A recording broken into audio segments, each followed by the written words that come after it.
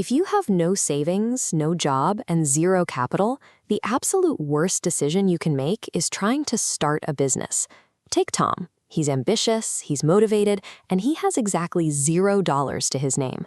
Tom's first instinct is to build a company.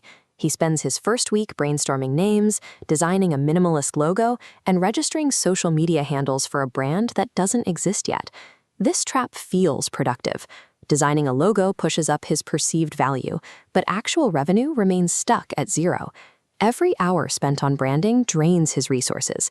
Time and cash burn drops into the negative before making a single call. This is the infrastructure trap. A polished business shell is a luxury for the well-capitalized. It's not a starting point for someone who is broke. Focusing on non-revenue generating tasks when your bank balance is empty is a logic error that guarantees failure before you ever reach the market. To survive, Tom has to pivot.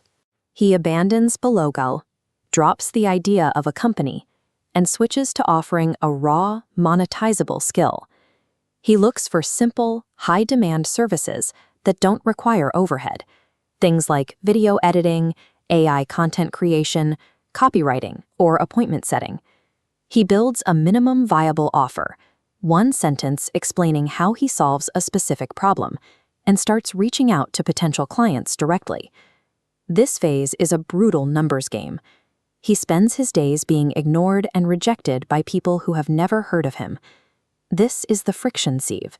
It's the market's way of filtering out people who only want the aesthetic of a business, but won't do the actual work of selling. Embracing this frictional outreach is the only reliable way to bypass the need for initial startup capital. After dozens of rejections, he hits a breakthrough. A single prospect responds to his offer with 3 words: "Let's do it." Look at the mechanics of this transaction.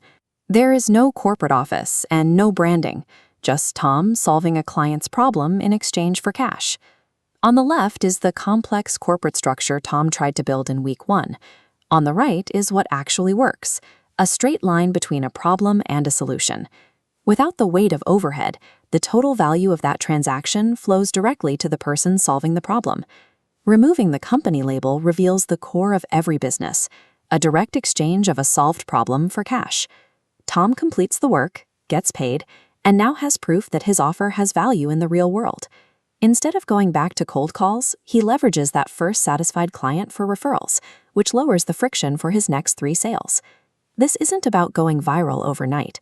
This is about scaling through a portfolio of proven work and the trust that comes with it. This creates compound trust. Each successful job snowballs into a client network.